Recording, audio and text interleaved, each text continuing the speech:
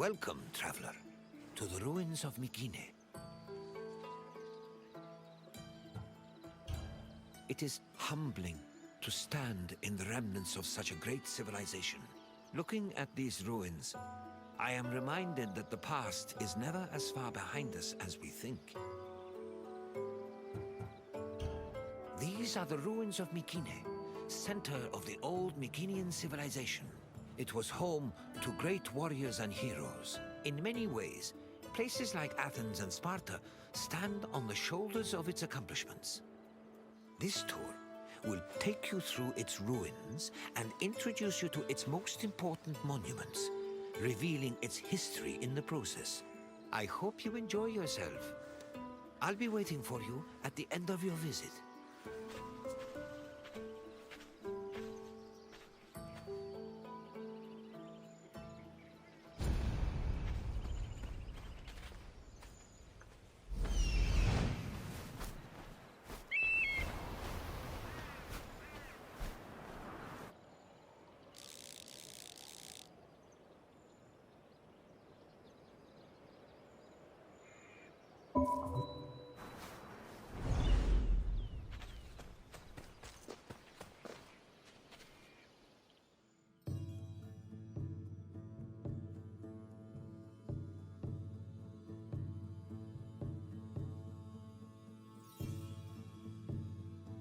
The Mycenaean civilization flourished in the Late Bronze Age between 1600 and 1200 BCE.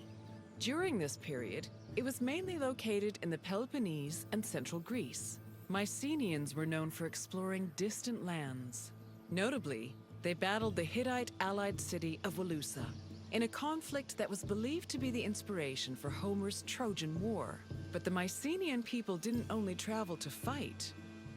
They learned much from their neighbors, the Minoans of Crete, such as how to write syllabic script on clay tablets. Such tablets provide evidence that Mycenaeans spoke an early form of Greek. They also tell of how great Mycenaean kings ruled over their warriors from opulent palaces in places like Mycenae, Thebes, and Knossos.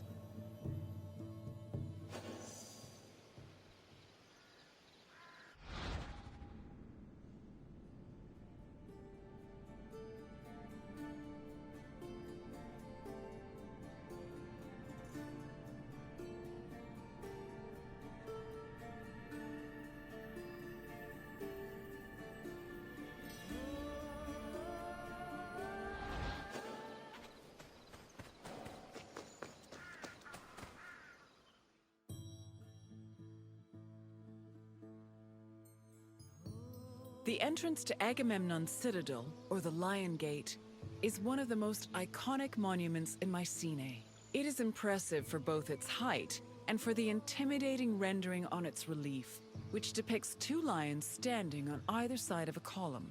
Unfortunately, the lions' heads, which were presumably made of a precious metal or higher quality stone, have been lost to time.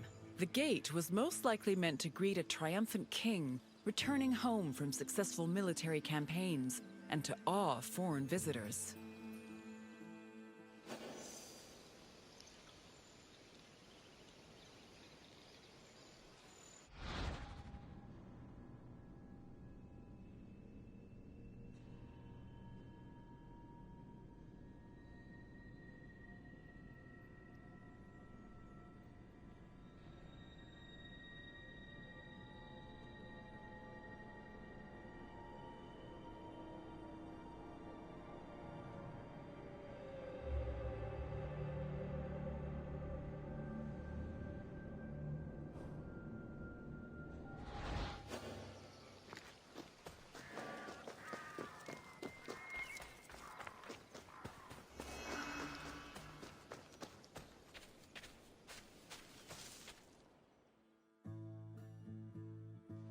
When these shafts were discovered by archaeologist Heinrich Schliemann in 1876, he believed the 6 gold-filled graves to be connected with the family of the great king Agamemnon, even going so far as to proclaim a gold mask he found within to be the death mask of Agamemnon. However, This was refuted by later excavations, which showed that the 19 bodies buried in the shafts dated back to a few hundred years before Agamemnon was even born. In fact, at the time of the body's burial, the Lion Gate and the citadel walls had not even been built yet. It's estimated that the people in the graves were members of the first Mycenaean dynasty. The graves later became a place of worship for Mycenaean kings, who raised walls to protect them. These walls helped preserve several incredible artifacts, including women's jewelry, death masks, and masterfully crafted weapons.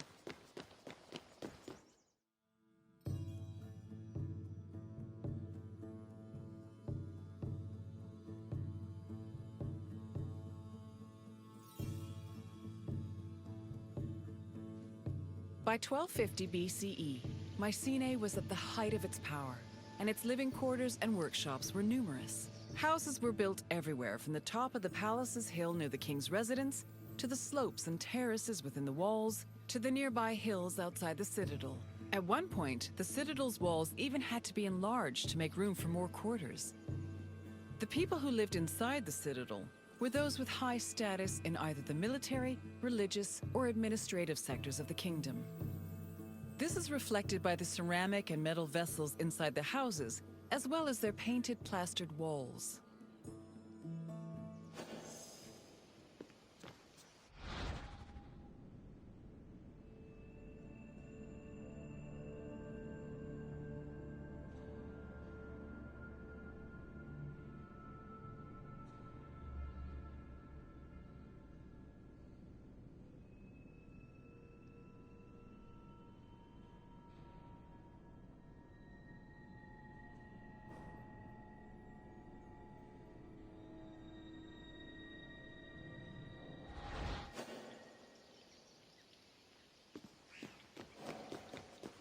Ίσον αρκαθεύδο.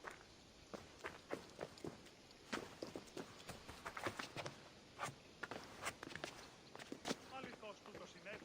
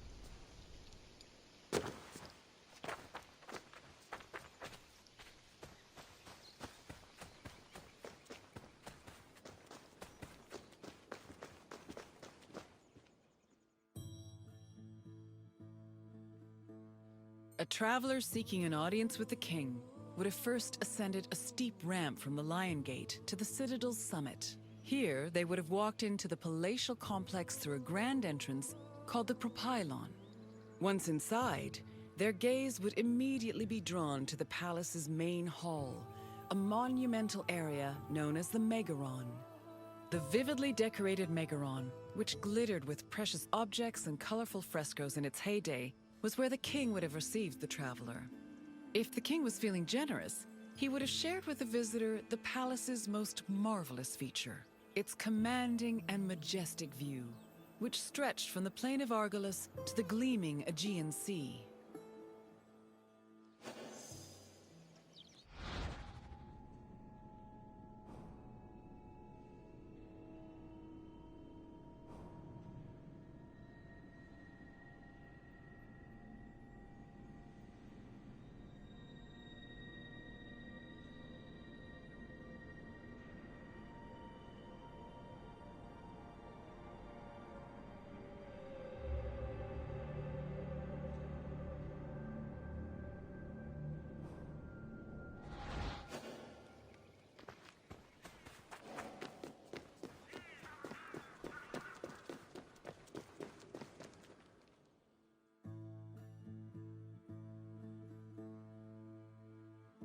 It was in this palace where a legendary Mycenaean king like Agamemnon would have held court. According to Homer and other poets, Agamemnon led the Greeks in the sack of Troy. Stories say that he was a fearsome warrior on par with Achilles, but also an overly ambitious and arrogant ruler. He sacrificed his own daughter, Iphigenia, to convince Artemis to grant his ship's passage to Troy. After conquering the city, he returned to Mycenae with mounds of riches and a Trojan named Cassandra as his concubine. Agamemnon's wife, Clytemnestra, was not pleased with her husband's sacrifice of their daughter. She plotted to murder her husband out of anger. The plot was successful, and, depending on the version of the story, Agamemnon was either murdered in his bath by Clytemnestra or killed by his cousin Aegisthus during a banquet.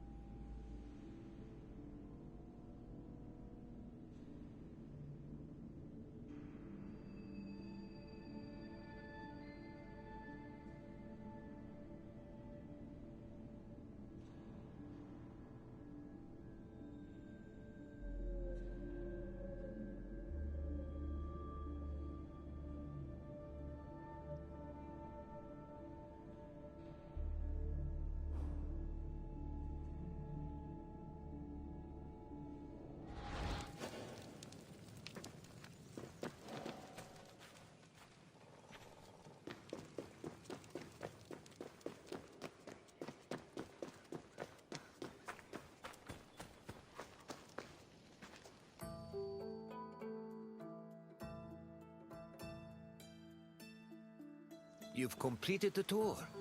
I trust it was an eye-opening experience. Though it did not last, Mycenae was a sort of precursor to what would eventually become the Greek civilization we know today. It's important we remember them, if only to avoid repeating their mistakes. Now, what else would you like to do?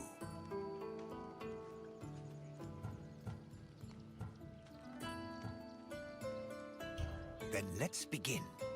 First, I have quite a simple question. Which ancient city may have been the inspiration for Homer's depiction of Troy?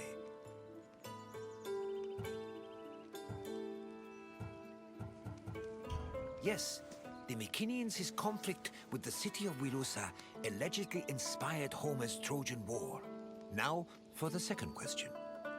Agamemnon sacrificed his daughter Iphigenia to convince which god to allow him to proceed to Troy?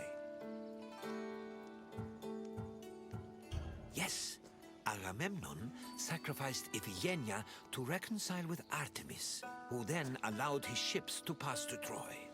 Now, one last question. What was the name of Agamemnon's Trojan concubine? Correct. Following the sack of Troy, Agamemnon sailed home with the Trojan prophetess named Cassandra. You've studied the ruins well, traveler. Then, I suppose this is farewell. At least for now. Safe travels.